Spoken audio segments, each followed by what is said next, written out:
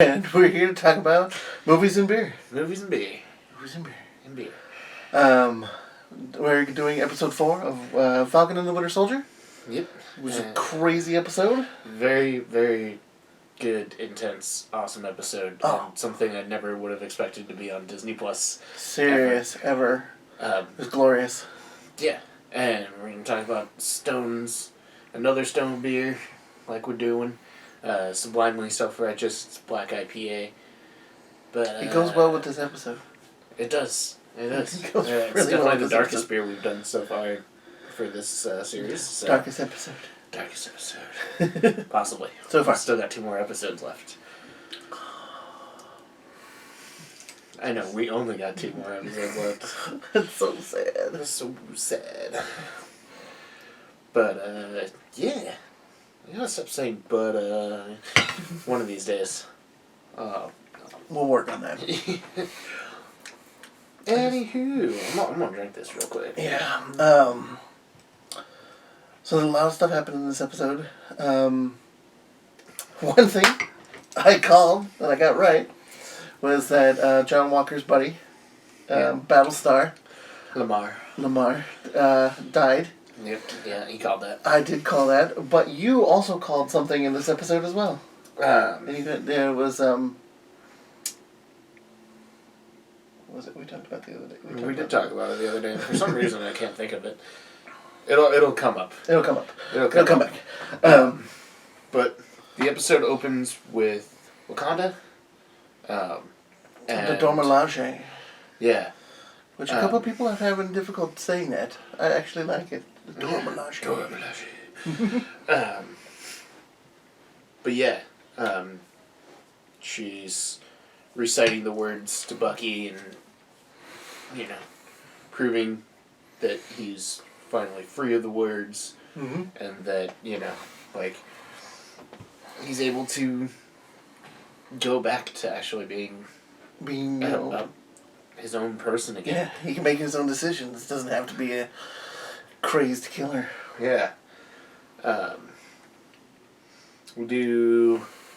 the first thing that popped into my mind when we saw the very beginning of the episode is just an overshot of Wakanda, backing up. You get the drums going on in the background for the music, and I'm like, wow, that's probably the most CGI version of Wakanda, other than in Black Panther when we go into the caves, the dome. Yeah. The caves. Yeah. So, I don't know. I get it. It's not a super significant shot overall, and it's just establishing. But at the same time, and they probably used a lot of the money for later in the episode. For sure. Definitely. They used a lot of the money for those first 2 episodes, really. Yeah. That was big. And even the 3rd episode, because now that I think about it, they didn't have a big old action set piece, on top of moving vehicles or with 3 helicopters. No, they just had lots of vintage cars and... Yeah, all those vintage cars cost money. And quite a few elaborate set pieces. So, plus the private jets. Anyways, so after we see Bucky being freed from the words, we go back to the ending of the last episode where he runs into the Dormelage. And basically, because he is friends with them, or friendly with them, she says she's willing to give him 8 hours. 8 hours. And then he has to hand over Zemo. And for a second, I'm all like, oh, is Bucky going to do that, withholding information, slight betrayal kind of thing that they do in every movie that has this sort of plot? Yeah. And no, he immediately goes in and he's just all like, hey, so the Dormelage gave me 8 hours before they're going to come and take Zemo. And so I was like, oh, cool. Alright, cool. We're not getting any of that kind of like lame, the lame overused subplot. Yeah.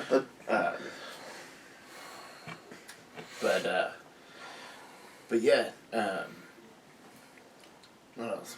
It was a good scene. Mm-hmm. I remember a lot of the. There are a lot of good fight scenes in this episode. There's a lot of great fight scenes in this. Yeah. Like, obviously, in terms of the story, we haven't really gotten to that part yet. But not quite yet. But the fight between the Dora Milaje, Bucky, Sam, and John Walker. Is so cool. Like it's just. I mean, sure, it further shows the efficiency and the skills of the Dora Milaje. Mm-hmm. And I thought, like, in this episode, like they've established that John Walker's kind of a dick, but they also established that, like, he is still trying to do the best job he can. I rewatched all of the episodes going into it, and, like, as far as a person can be without a super soldier serum, he's about as much a super soldier as anybody ever would be in, like, the real world. Mm-hmm. Like, 3 Medals of Honor and, like, done some amazing stuff. He's, top of every athletics and all that sort of jazz and whatnot. Yep. So, yeah, it's like, they set him up pretty well. Mm-hmm. And they do a better job of making him a sympathetic character, because even after he gets the serum, he's still, like, contemplating, like, taking it or not. Yeah. Mm-hmm. But anyways, we get the whole scene. Probably one of the funniest parts was the little head tilt. And Zemo does his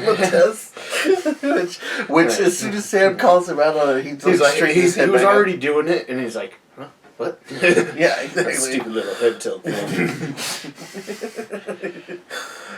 Which is perfect. I love that when he called him out like that, and he just automatically straightens up. Yeah, it was perfect. Yeah, like throughout that whole scene, they're kind of, they're leading into John taking the serum, mm-hmm. and they do that a lot with, the way the serum affects people. Mm-hmm. Like, they're talking about it in terms of Carly, mm-hmm. How Sam is still trying to reason with her, which is a big point in the episode, and how, the effects of the serum, if you're, like, a super evil person, it's gonna make you more evil. More if you're evil, a yeah. great person, then it's gonna make you greater. And so we get that whole, reminder of what it is. And then throughout the episode, we see the reminders that, John is impatient, he's forceful, he's not a bad person, per se. He's just... But he's very much, like, get the job done by any means. Mm-hmm. Whereas now we're seeing, all the points of Sam, they're really setting up him becoming Captain America, because you see more and more points of Sam, crossing with Steve Rogers. Yeah. Which was really cool. Like, the way they're setting it up makes you, like, sort of realize how well they've built up his character to become Captain America further down the line. It's like all these little things that Steve would have done, and Sam is trying to do those things. Yeah. Not because that's what Steve would have done, but because that's what he feels is right. It's the right thing. Yeah. Yeah. So, yeah, we get a little bit more of the backstory. We kind of hear a little bit... I don't know. It's because I was watching all the episodes. And I'm starting to, like, get them a little mixed up. But we do have some callbacks to, like, Isaiah. There's also the part where, like... Yeah, they mentioned how, like, the serum enhances everything. Yeah. Not just, like, strength, like, stamina and stuff like that, but also, like, the goodness or That's why the original Doctor chose Steve, because he would understand, like, coming from, like, being a weak, sickly guy, Yeah. like, becoming a super soldier. He would know what it's like to, he's know what it's like to have strength come from weakness. Yeah. And, like, he would understand, like, that point of view. Which, a lot of times, they kept harping on that a lot in this episode. Mm-hmm. Absolutely. They basically want to, like, establish, even without showing it in this episode, that, like, John taking the serum is going to be a bigger problem than it is going to be helpful. Mm-hmm. Which, I mean, they show that right away. Mm-hmm. But, yeah, then we get the whole scene of them trying to find Carly, trying to get information. They go to, what's-her-face's, basically like the refugee camp. Mama Donia. They go there, and, Sam and Bucky are trying to get information. Nobody will talk to them. They're they outsiders. Don't trust them. Yeah. Even people that know who they are and what they're trying to do still won't trust them because they're not one of them. Mm-hmm. It's not, there's no setup for anything that they can believe in. Yeah. And then you get Zemo walking in, just with the creepiest use of blah blah blah sheep I've ever heard in my life. Yeah, very true. And which he goes to the children, uses Turkish delights for a white witch from Narnia. It also does this in the comic books too. So. Oh, that's cool. I didn't know that part. Yeah. It happens a lot. It's kind of weird, but not in he does it a lot because he wants the children to be on his side, not necessarily for any nefarious means. Yeah. Other than being a bad guy. Yeah. But it's like in situations like that, children are going to have a lot of information and are going to be easier to sway towards, getting that information from them. Mm-hmm. Like, oh yeah, they don't trust you, but you give them candy and you treat them like people, and all of a sudden they're just like, oh, yeah, no, the funeral's going to be here, like, we can show you where, blah, blah, blah. And right away, Zemo's like, alright, I got all the information, I know exactly where it's going down, and I'm not going to tell you guys anything, because that's all of my leverage to try and get away from the Dora Milaje, who will kill him super dead. Yeah, so we get that, and then the episode felt a little bit quicker paced, even though it was a little bit longer. Mm-hmm. This one was the closest to an hour that we've gotten so far. The whole thing, I think before the credits, it's like 50 minutes almost. Yeah. It's like 49 and some change. Yeah. Yeah, totally. But yeah, John Walker and Lamar meet up with Sam, Bucky, Zemo, and they have the information on where Carly's going to be. Sam wants to talk to her alone because he's done a lot of counseling with soldiers and PTSD soldiers and and she's in a vulnerable place, having lost a mother figure. Mm-hmm. He feels like he can talk her down, try and get her to, be more reasonable and just get into the whole situation. And then we see John, like, it keeps cutting back to him, and he's just like a child ready to go on, like, a roller coaster or something. He's just like just pacing back and forth and just being keeps looking. He's really looking at the irritable. clock, looking at the hallway, looking at the clock, looking at the hallway. Like, Bucky tries to get him to calm down, but it's not helping. No. He's very impatient and he's very rash. Yeah, and that's another thing is he wanted to just go in, try and either capture or kill Carly, and just be done with it.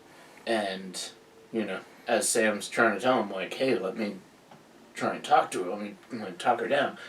And he's still not having it.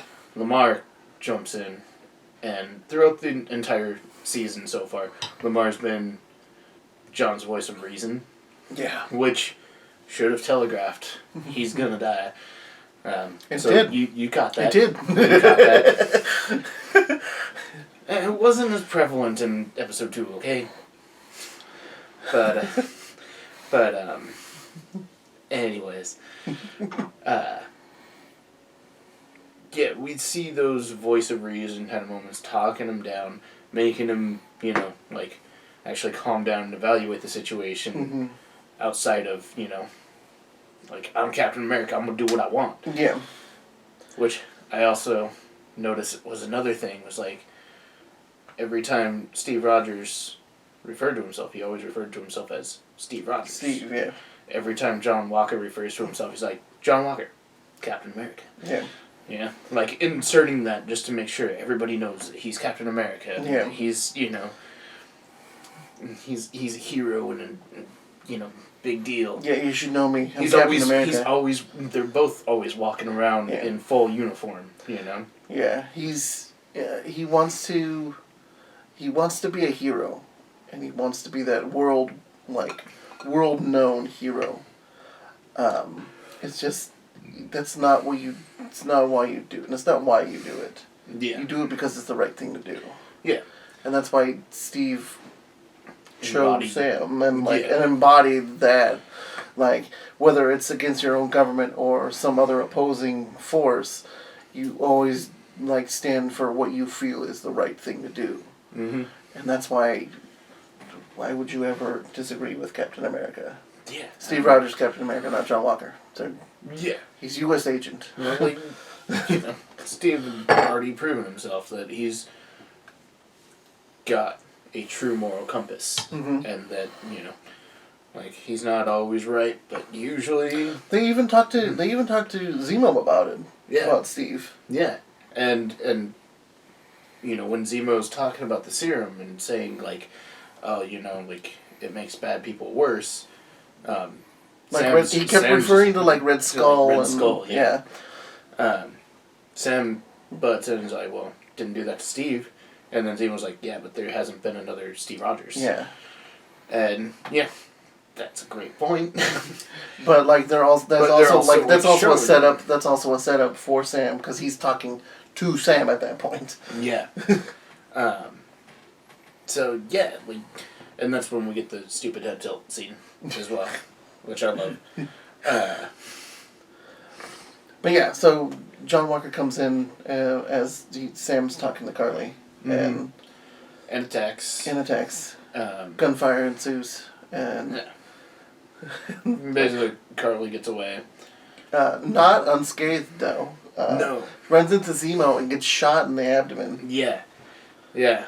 So while they're trying to make their escape, and they picked up the super serum from the guy who ends up dying. It's his grandfather's grave, who fought in World War II, and the guy that dies is a big Captain America fan, because his father fought with him during the war, and he's heard all these stories, or his grandfather fought with him during the war, heard all these stories and everything, how amazing Captain America was, and how much of a great person Captain America was, and how much he cared about people, and all that stuff. And so, we're getting the setup of oh man, this guy's gonna get brutally murdered. Of course, going into it, I did not think brutally. Yeah, you don't really think about that until, you don't really start to think about that until you see all the original Captain America references that they make throughout throughout the series, the tail end of the series, with John Walker. When he first bursts in the door, he's holding the shield with the gun. Kind of like Steve Rogers did with all, his... Yeah, when he was actually in World War II. He's fighting Nazis, yeah. Yeah. Which, after that, he stops using a gun and uses a shield exclusively. Yeah. It's just a shield and then punching people. That's what Steve Rogers does. Yeah. I don't even think... Yeah, the only time that we see Captain America... Not Steve Rogers, but Captain America use a gun is when Bucky took over after he came back from being cured of the Winter Soldier problem. Yeah. He wore a very shiny suit. It was very shiny. There was a lot of jokes about that. But I wonder if we'll see a reference to that at some point. I hope in the so. Next 2 episodes. Because that'd be hilarious. That would be hilarious. But anyway, so yeah, so they.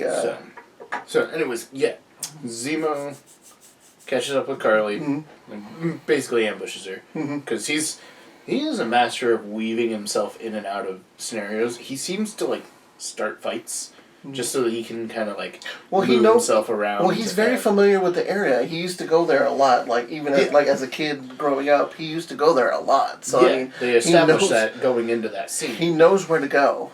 Yeah, but it's even when, in the previous episode with the Dr. Nagel, and then in various situations throughout that scene, he's moving himself in and out of the fight to put himself exactly where he wants to be. And he's very good at strategy. He's a very good strategist. Yeah. And, it's very prevalent at the end of the episode.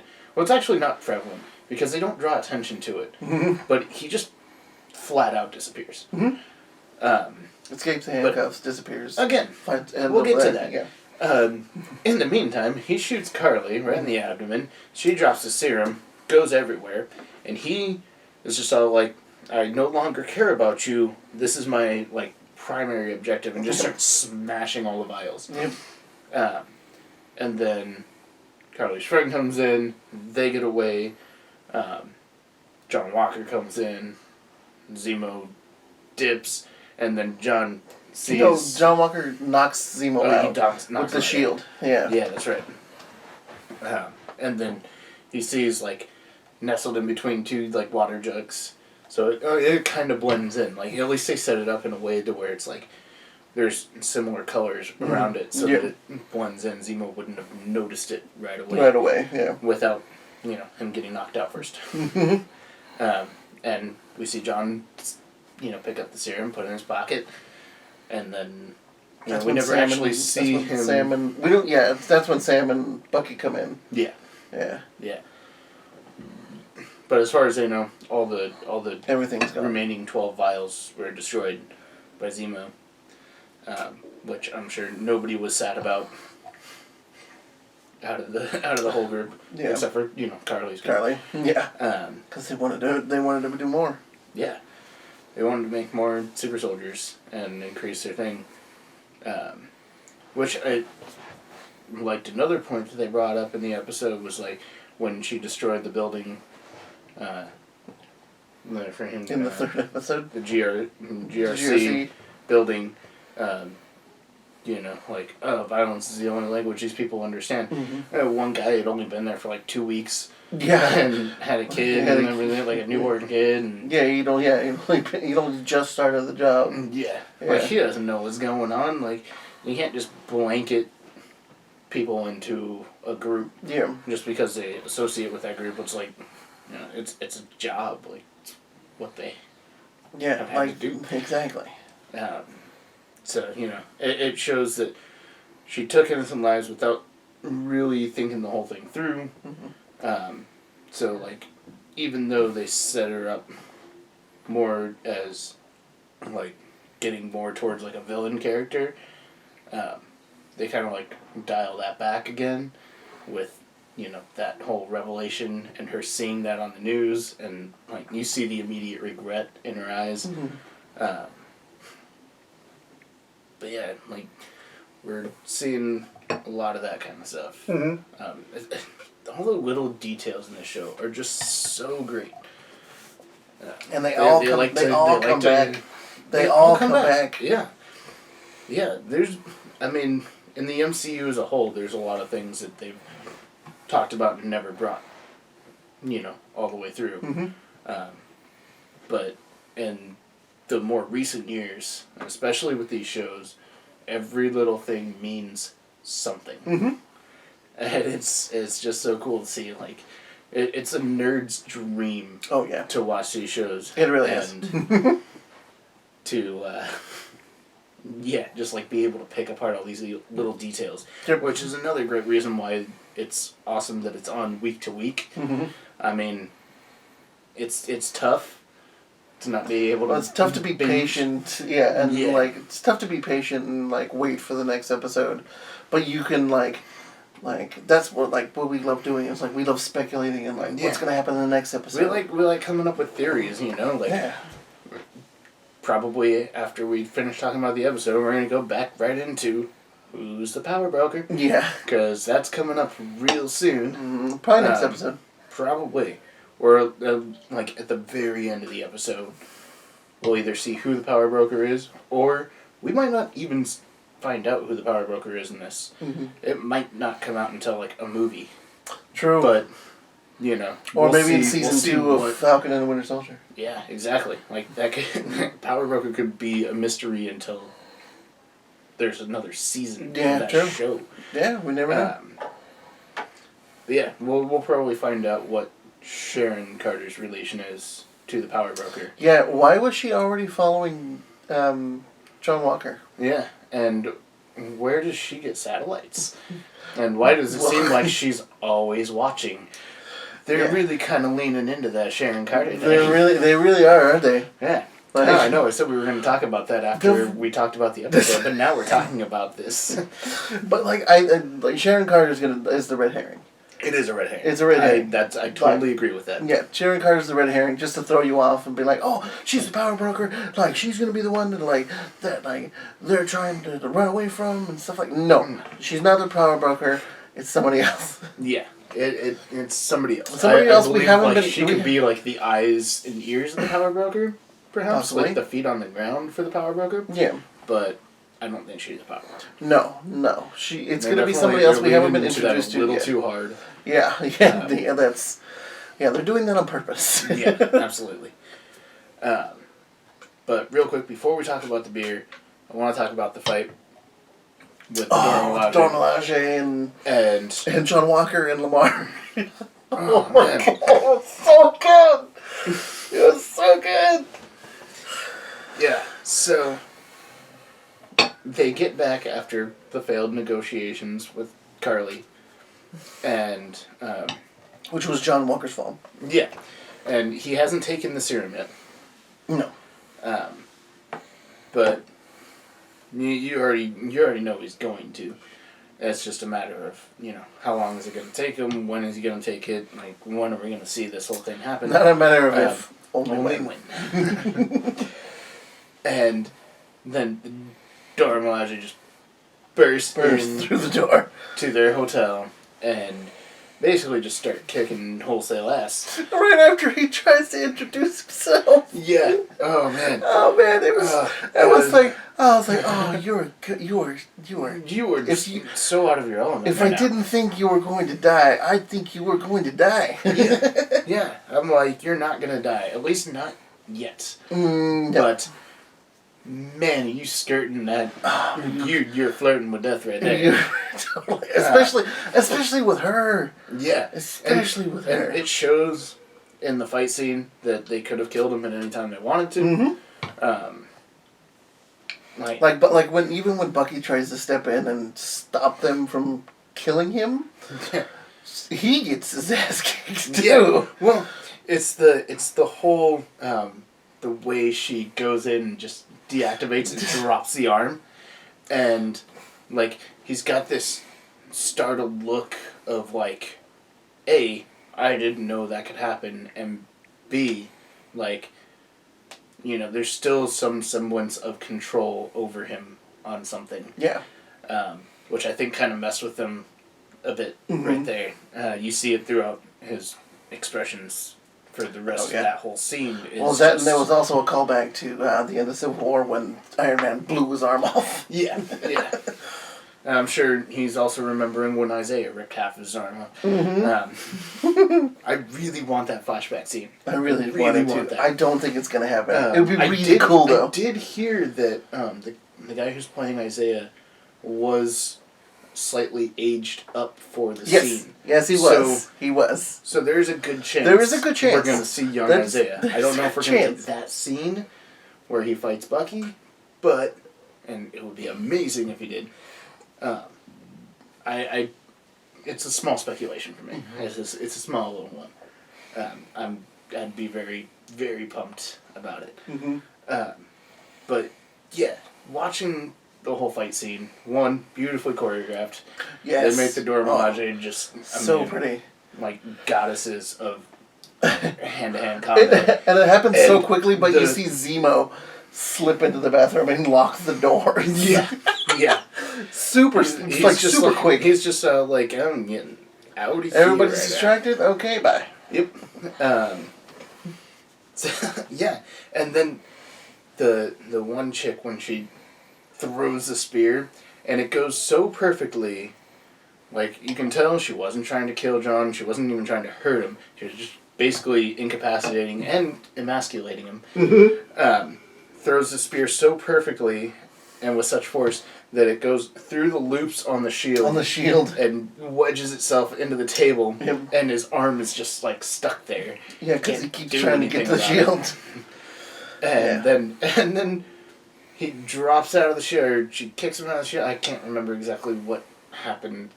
But basically the shield drops when she pulls the spear out. And then she does that cool Steve Rogers, like, smack it and kicks it and it catches it. Shows their, proficiency with vibranium weapons and everything.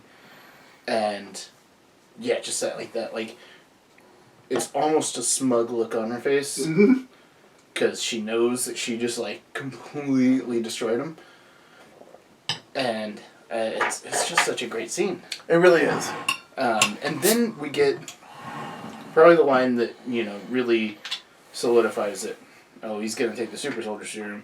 Was, they weren't even super soldiers. Yeah, he's like, they weren't even super soldiers. Throughout the whole thing, John is always holding himself to the highest possible standards. Because throughout his entire career in the military, he's always been the top guy. So when he realizes that there are people that can just wipe the floor with him without any superpowers, it's a really sobering moment for him. And we see the repercussions of that. Yeah. Alright, but before we get into the real meat and potatoes of this episode, because as much as we've talked so about much already, stuff happens in the last 15, 20 minutes of the episode. If that. Like, we've already talked about the bulk of the episode, and we haven't even, like the real stuff in this episode is all at the end. Yeah. It's the parts that, like, because the first time I watched this, I was toasted. I was, like, basically blackout drunk. But when that whole ending scene happened, I'm like, what? And I remembered that, like, very vividly, like, what happened in that scene. But before we do that, we gotta do the hot part of these topics. Yes. And talk about beer. And this is a damn good beer to talk about. Sublimely Self-Righteous Black IPA. Not totally in fitting with John's character, but I mean it's pretty dang close. Well, I mean, it could be the sublimely self-righteous part. Could also be Zemo. I mean, he always thinks that he's in the right at all times. Yeah. In everything he does. Well, not necessarily that he thinks he's in the right of everything he does, but that everything he does is a necessary action to meet his goal of making sure that there are no more super soldiers.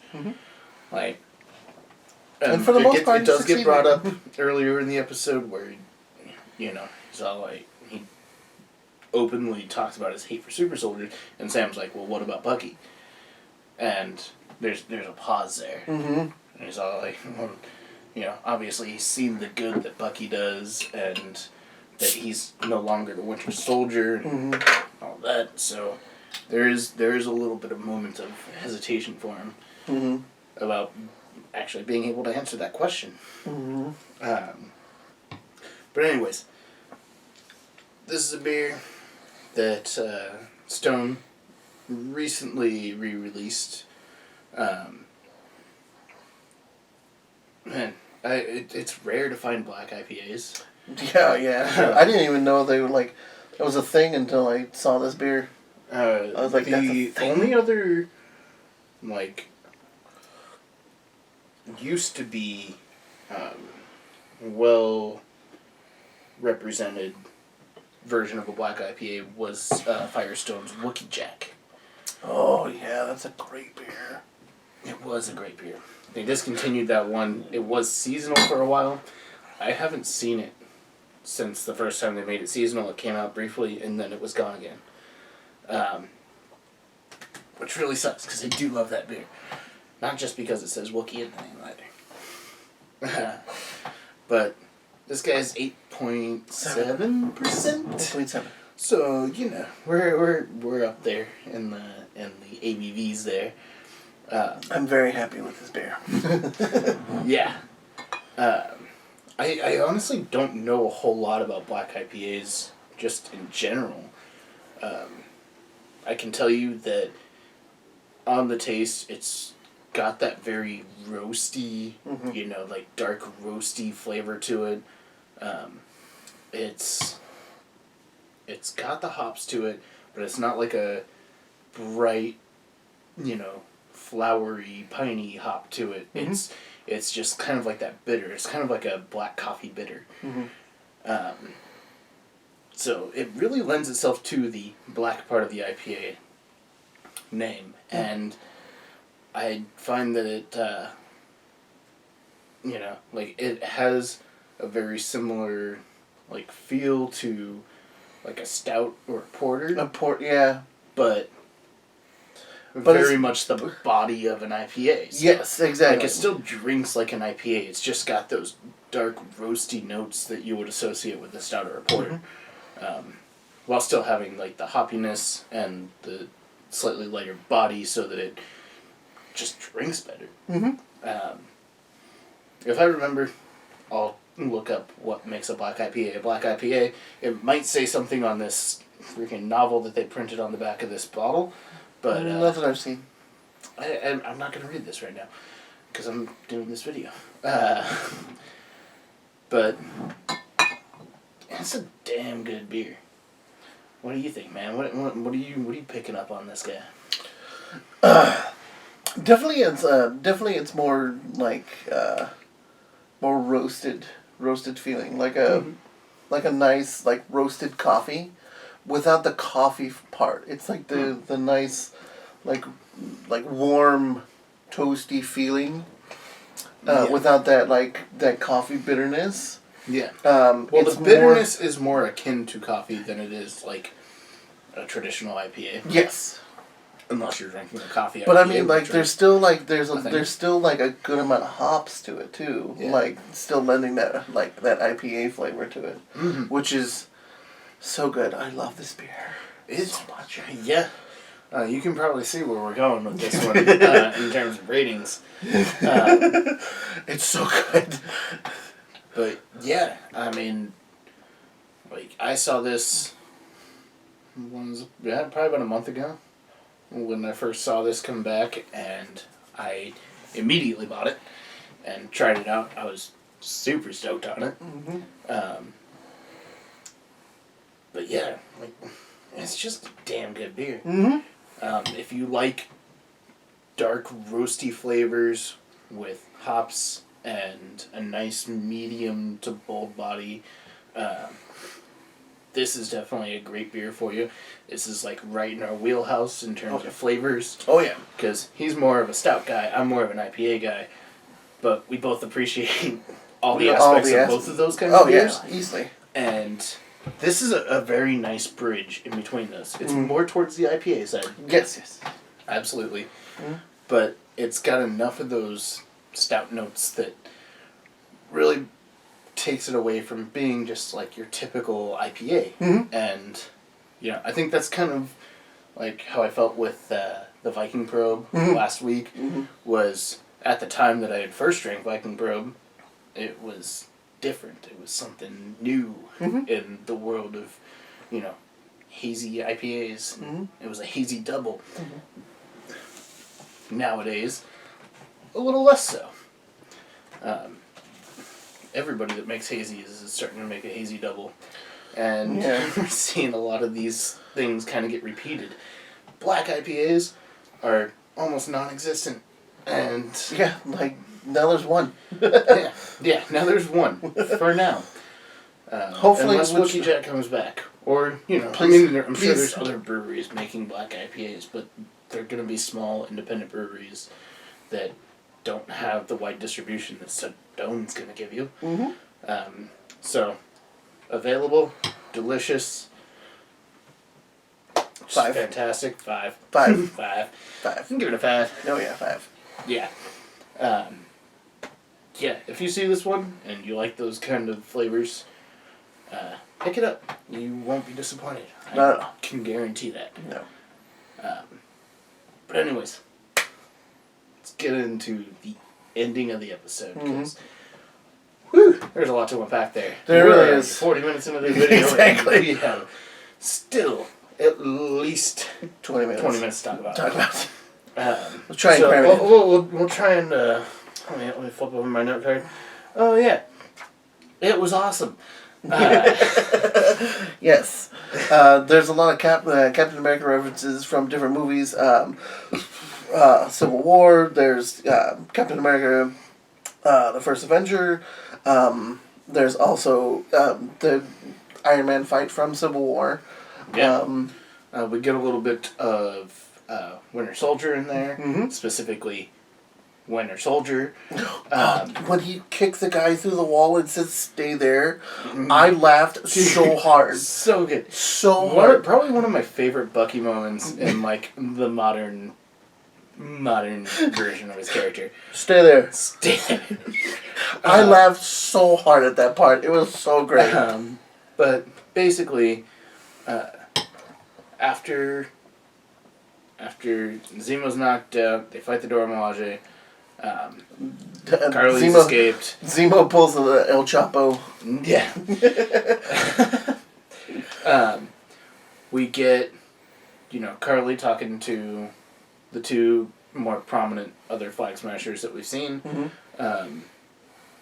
Being like, alright, well, we gotta separate them and then we're gonna kill Captain America. So basically she's all like, we can only really reasonably talk with Sam Wilson. Captain America is just a pain in the ass, and he just needs to die. Which he is. He is. And he is. And yeah, he doesn't know how to read the situation properly and assess everything. Well, he's not a people person. Yeah, no, he's a soldier. Yeah. He's 100% a soldier. Yeah, but he's a soldier that likes to work alone. Which, also true. Which they, unless like he's with somebody he trusts, which was Lamar. And they hit on that really hard, and they do that in the comics too, but not nearly as straightforward. Yeah. But it definitely happens in the comics that he's not a people person. He got better later. He just needed to knock some sense into him, that's all. Yeah. Which I feel like next episode there's going to be a lot of sense knocked into him, or at least a lot of knocking into him. Oh, Bucky and Sam are going to kick the crap out of him, and that's that's how they get the shield. Oh, yeah. There's my speculation. Well, maybe. I could potentially see John giving up the shield. I don't see it. It's a very slight thing, but just because you went in so strong with that, I feel like I have to do something polarizing. As strong and polarizing? Yeah, I don't feel as strongly about it as you do. Yes. Bucky and Sam beating the crap out of him. If it's not more likely. If it's not Bucky and Sam, it's Sam. Yeah. It's either going to be both of them or one. But Sam's fought against stronger beings than totally. Himself. He's been in this situation before. Totally. And he knows how to assess the situation. But we've also shown that, even if he was proficient at fighting Bucky, which they never really have shown them fighting, but even if he's more proficient at fighting Bucky, and it's like an even fight for them, they've already shown that this new super soldier serum is far more advanced. When they describe it, but not in the same way. Like it's advanced. Like it doesn't puff you up like what Steve Rogers' super soldier serum did. Yeah, it doesn't like enhance. No, but I feel like we've seen more destructive power coming out of the newer super soldiers, and like that little girl kicked your ass. Well, I think a lot of that has to do with the fact that he was not expecting that. Well, yeah, of course. No idea what to expect. But he's also a trained soldier, assassin, and fighter. He's going into a situation where he doesn't know he's fighting super soldiers, he's still not gonna just randomly start pulling his punches. I mean, the fact that he ended up in that situation was because he underestimated.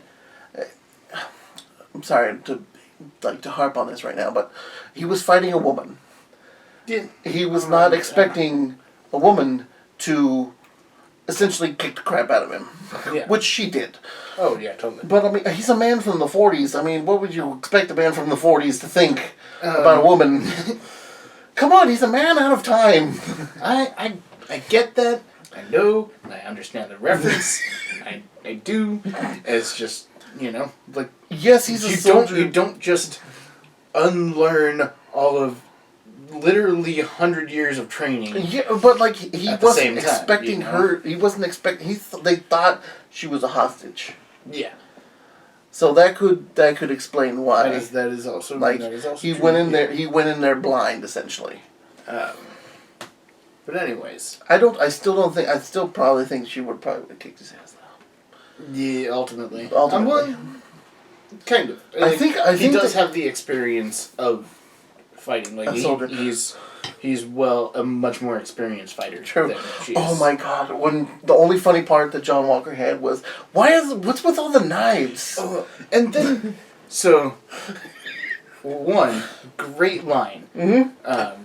Just like it seems corny right away, but then we get the whole scene with the knives flying and the knife going through, and Bucky just like super fast reflexes catches it, and then we get some awesome Winter Soldier callbacks where he's got that really sick knife work where if you watch it in real time, it's hard to see what he's doing, but if you kind of slow it down a little bit and you see the knife flips and stuff that he does while he's fighting Steve. It's spinning in the middle of the air when he catches it, and he catches it the right time and has it go the blade's going towards yes master blade work in that. Yeah, that was great. I mean, part of the reasons why Winter Soldier is my favorite MCU movie is just those little details. The technical aspect that they put the in techniques everything. of the fighting and everything, and how diversified they made the fighting too.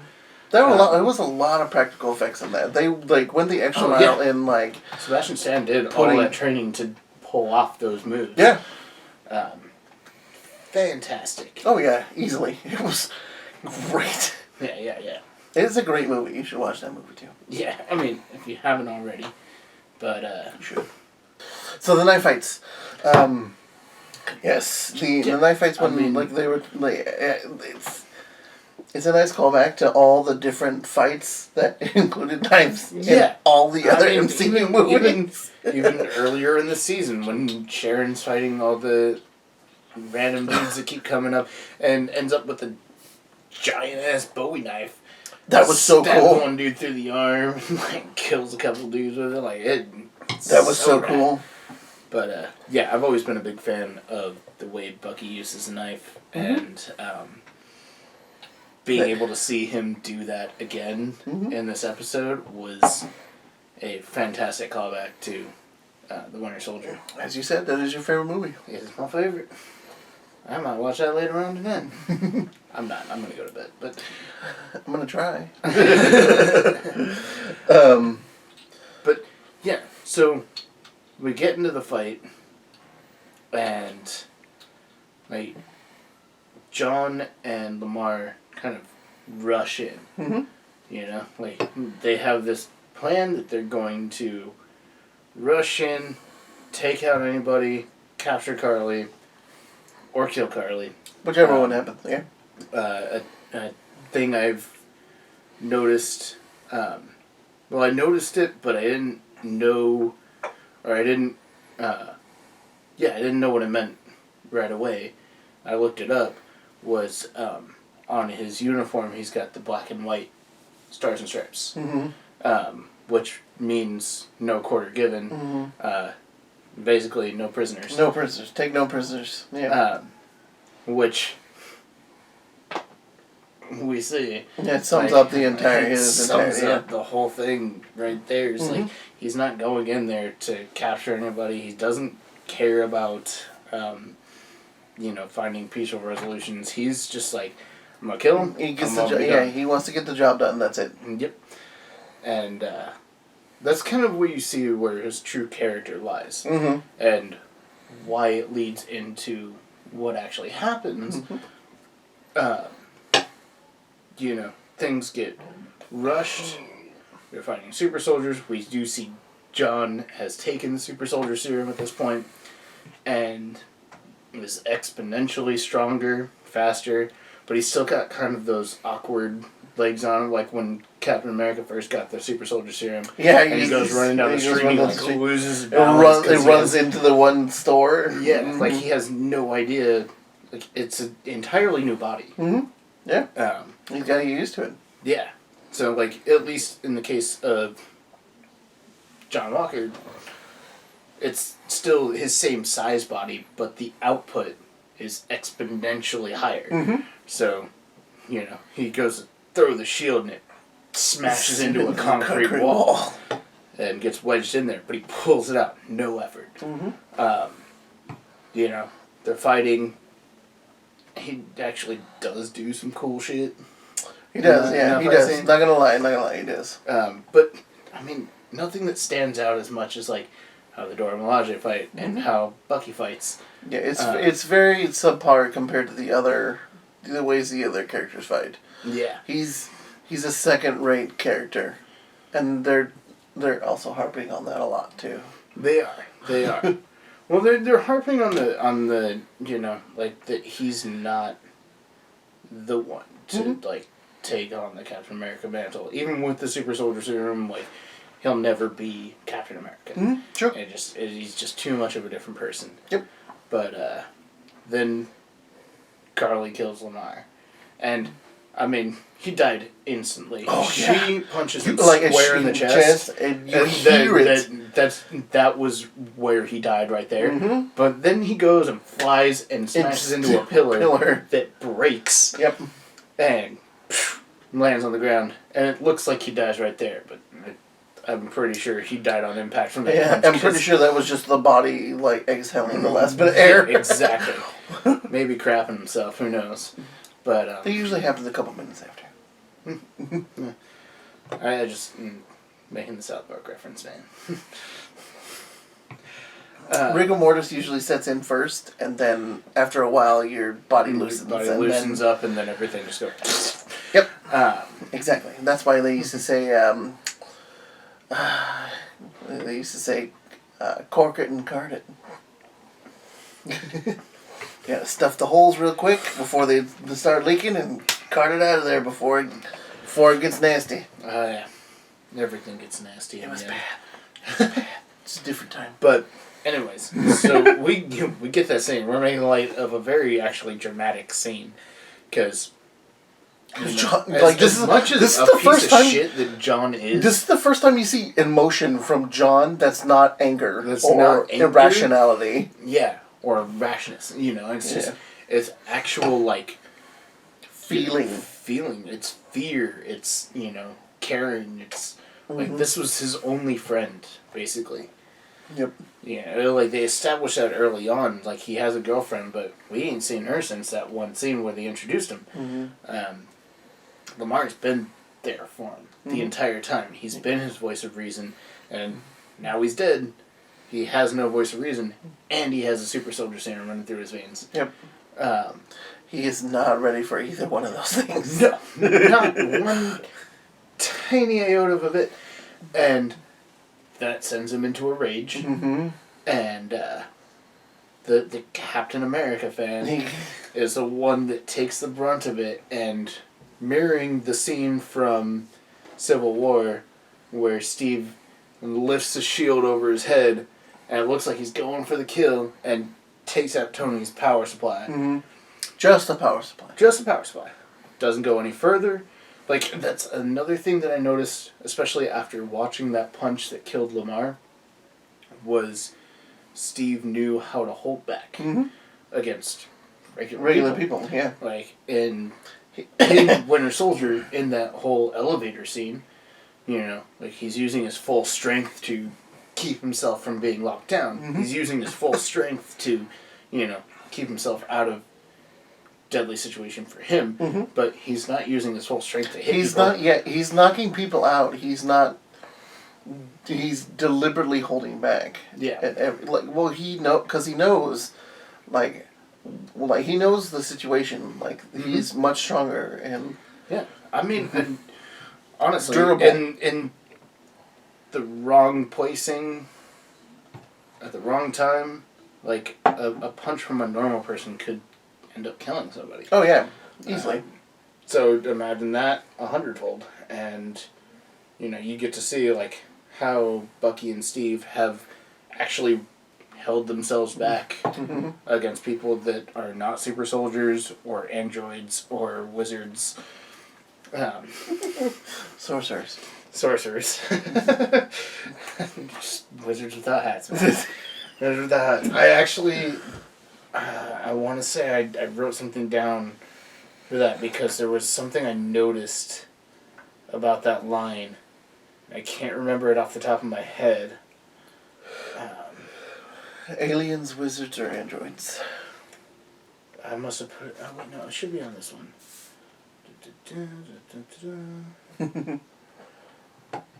Yeah, see, he's the prepared one for these. I try to be. I just like to know what I want to talk about. I'll throw the snippets from comic books in my... Yeah, he knows more about the comic books. I kind of hear him on a different thing. I didn't write it on either of these cards. Damn. Drunk me didn't write it down. Sober me didn't write it down. And I totally can't remember what it was that I wanted to bring up about that. Is the top one sober you? Yes. Your writing gets a lot more slanted when you're intoxicated. I mean, that could also just be how I had it positioned too. True, but you usually, when you're writing on lines, you tend to go with the line. Yeah. That's just human nature, because we're taught that from a very young age. I'm very, well, not very, but I am slightly OCD, so I wouldn't follow lines. But not when it comes to writing. I'm very like, fluid and flowing when I do my writing. Even though it turns out chicken scratch 99% of the time. So when John Walker kills him, and he puts the shield back on his arm, and you get the crowd of people. The crowd of people watching. You see all the reactions in all these people. I mean, I watched this episode twice. I saw, there's obviously the people that are like, whoa, what's happening, videotaping it. And there are, there's people general that are fear. Visibly, like, disturbed and upset by what they just saw. They put in all those little details in the crowd of like, oh my god, that's not what I was expecting to see right now. Like, normally when you see Captain America, it's a good thing, You don't see him literally beating somebody to death with his shield in the middle cracking of open somebody's chest. Yeah. It was his chest, by the way. Even though you don't see it, it was his chest. Yeah, it's poisoning.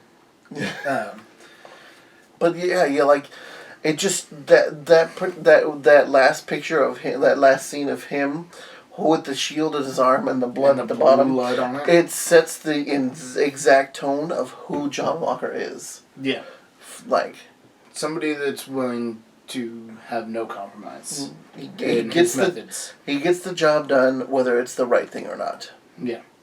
And we kind of get that reference to, like, when in episode 3, when they're breaking out Zemo, and he's like, well, we don't have any more leads.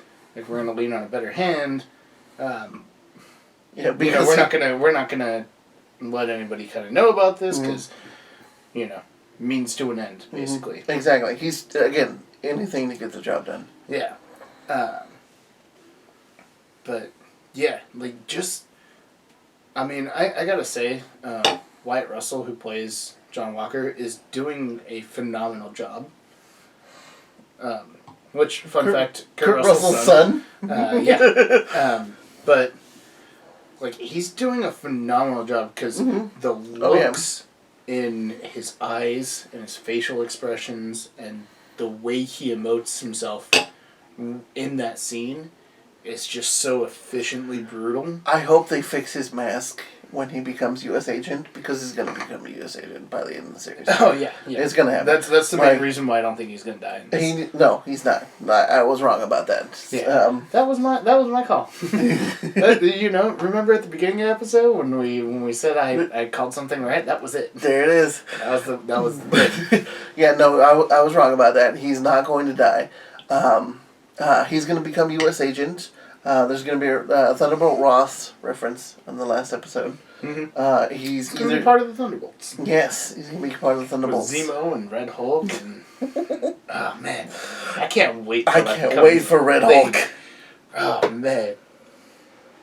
That's going to be cool. It is. It is going to be really cool. I'm really stoked about that. Also, they might use... What's-his-face as the power broker. The big head and super smart. The scientist that tried to recreate super serum from the Incredible Hulk. The Incredible Hulk. Oh shoot, what is his name? I can't remember his name. I don't even remember his character's name or what villain he ends up portraying. But basically the gamma radiation super serum drips into his head. Into his brain, yeah, because from the wound in his head. The wound that he gets from down. From Abomination, yes. Yeah. I can't remember his name. It's okay. We're gonna flash it on the screen. I'll totally put it up there because it'll be in the editing process there. But that's another theory that's been floating around there. Slightly plausible, especially if they're gonna make Thunderbolts references. They might call back more to the Hulk's backstory. But I'm still kind of digging the whole... I don't know why. You tell me his name every single time I bring up this theory that the German scientist... Zoller? The Hydra one. Zoller. Yeah. Yeah. Zoller. Computer man. Because I also was pointed out to the fact that there were plans for his android body with him on the screen and everything in First Avenger. Like, way back when. They were setting that stuff up way back at the very beginning. Exactly. Of him becoming a villain so far later on. And then they set it up again in Winter Soldier with that whole, him being on the computer screen. Yeah. And now we're seeing all the green screens in Madripoor, and we saw it again. There was some more of that in this last episode when we saw Sharon. He basically looked like Krang with a gigantic face in his stomach. Yeah. It's a stupid design. It really is. Yeah, a terrible villain overall. But gigantic weakness in the middle of its stomach. But as the power broker would make a lot of sense. I could definitely see that more plausible than Sharon Carter. Yeah. Oh, yeah. Well, I mean, neither of us see Sharon Carter as being the power broker. No. So, if we're wrong, we'll totally own up to it. Ooh, we're wrong. We're all speculating at this point. Yeah, it's entirely speculation. We're not going to see Zemo. I'm speculating we're not going to see Zemo until the last episode where we see him at the memorial. Oh, dude, you called that too. I definitely thought that was going to be in this last episode. I thought it was going to too, but then like, I thought when you said it, you said it was going to be in the last episode. I thought he was going to be, like when they broke him out earlier, like I thought it was like, oh man, maybe they'll make a little side trip, and then do everything. Yeah. No. I thought that since they were already there, that he would go over there in this last episode. Mm-hmm. There was way too much to cram into this last episode. Yeah. For that to be a scene in this one. So I'm still saying we'll see him. It'll be in the last episode. He'll be seen walking up towards the memorial for Sokovia. I'll be different and say it's going to be at the end of episode 5. Of episode 5. Okay. Yeah. Okay. And it's going to be kind of like the lead into episode 6. Okay. Because they're going to know where to find him. Basically. Is Bucky and Sam knowing that he made that reference, like, oh, you haven't even been to the memorial, have you? That's going to be where they go to look for him. So I think it's going to be sometime in episode 5. Okay, so he's saying episode 5. And in addition to my speculation, I'm also thinking that Thunderbolt Ross is going to be there. Meet up with them. Like it'll be like going to have Samuel L. Jackson building the Avengers tone to it. Yes. So it's going to be a post-credit scene, is what you're saying. Yes. Leaning towards post-credit scene, but like it'll mostly focus on Zemo like walking up towards the memorial, like he's gonna touch the memorial. It's gonna happen. Yeah. And I see no and reason like to as it's zoomed in on Zemo and the memorial, because it'll be like at an angle, like it'll be at mostly Zemo. It's gonna pan back around, so you still see Zemo in the shot. Like you were getting so specific. I like it. And then Thunderbolt Ross is gonna be in the background, and that's when like he's gonna talk about the Thunderbolts. I mean, I like that. I like that because it's so Samuel L. Jackson, Nick Fury introducing himself to Iron Man, like. It's not just gonna be. It's not just gonna be Thunderbolt Ross. It's gonna be like a bunch of soldiers surrounding him too. Like they're all gonna have guns pointing at him. Freaking general. Exactly. He's gonna be ready and like have soldiers around him, but he's gonna be the one in the front. He's gonna be ready. I'm still saying that next episode, Bucky and Sam, or Sam, kick the crap out of John Walker and take the shield away, and that's where we get the scene of John Walker kneeling in the hallway with nothing. Yeah. And that's where I'm saying next episode, probably when they're chasing Carly. Yeah. I can see that happening. I don't really disagree with you, but just for the sake of argument and to have a differing opinion, I'm going to say that he gives up the shield. In utter defeat, because even after getting the super soldier serum, he's gonna have his ass handed to him in one way or another, whether it be by Sam and Bucky, which seems likely, but just for sake of argument, either Carly or the Dora Milaje are going to still kick the crap out of him. He's gonna say that he still ain't shit with the super soldier serum, and he's going to give it up, and that's why he has that very defeated look. I can see that. I can see that too. I like where you're coming from. I think, for the sake of argument, because you make a good point, but I do like to argue about stuff for no reason. Oh yeah, so do I. So I'm gonna go in an opposite speculatory direction there. I like it. And yeah, I also think that the memorial scene that we've seen in the trailers is going to happen in the next episode. That's how they know where to find Zemo. So that way they can still kind of keep Zemo under wraps from the Dora Milaje. And also, the Power Broker is going to make an appearance near the end of the 5th episode, and that's why Carly and all the rest of the super soldiers team up with Sam and Bucky to take on the Power Broker. And that leads into episode 6. And that leads into episode 6. I like that a lot, actually. That leads into episode 6, where they like take on the Power Broker. The Power Broker goes back to Madripoor. The Carly and all the other super soldiers become part of the Thunderbolts. And that's when we go back to Louisiana. I think Sam Carly training for sure, with the Shield. I think Carly for sure. I don't know how many of the other super soldiers are going to make it. I'd say probably we've only seen. I'm going to say 3. We've only really 2. been exposed to 2 of them. Well, technically 3 because the guy in the first episode that got shot up at the plane. Yeah. Technically he's dead. But he's dead. He's dead. And the second the other guy died. So And I said in an earlier review that the Asian guy is gonna die because they're spending a lot of time on him. Mm-hmm. But like not in a get to know him sort of way, in a get him talking so that you kind of start to care about him sort of way. I think that at the most there's So gonna be I 3. think Carly's gonna be pretty much the only actual super soldier. I'm saying 3. I think John Walker's gonna kill a bunch of them. 3, not including Carly. So 3 other ones. So 4 altogether, including Carly. Carly, and then 3 other ones. Yeah. I do have to say my reasoning why I'm thinking that John Walker gets defeated, not particularly by Bucky and Sam, is because of that line, they weren't even super soldiers. Mm-hmm. Is he's gonna get his ass kicked by somebody that's not a super soldier.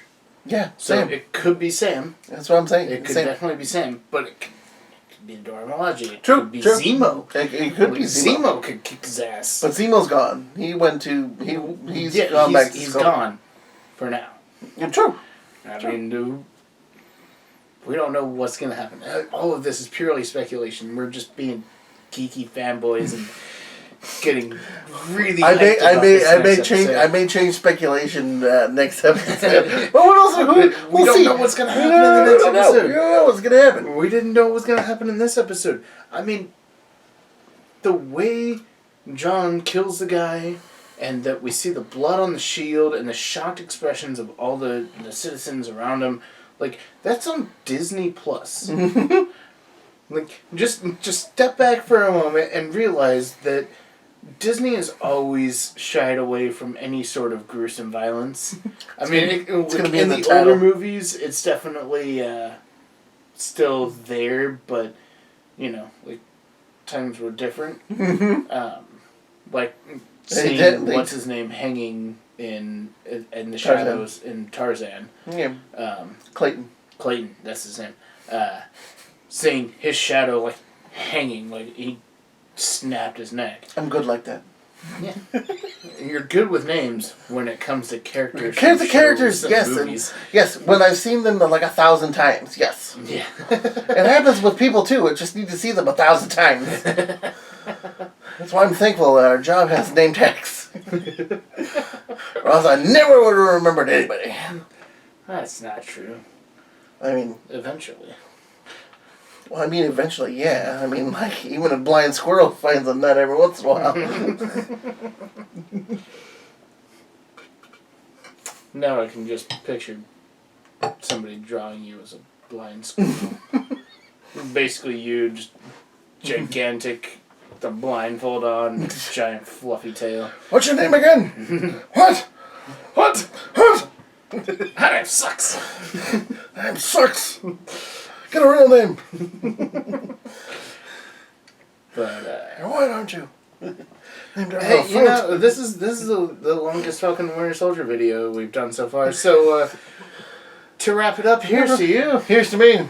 French life shall always be. If by chance we disagree. Well then, screw you. Here's to me.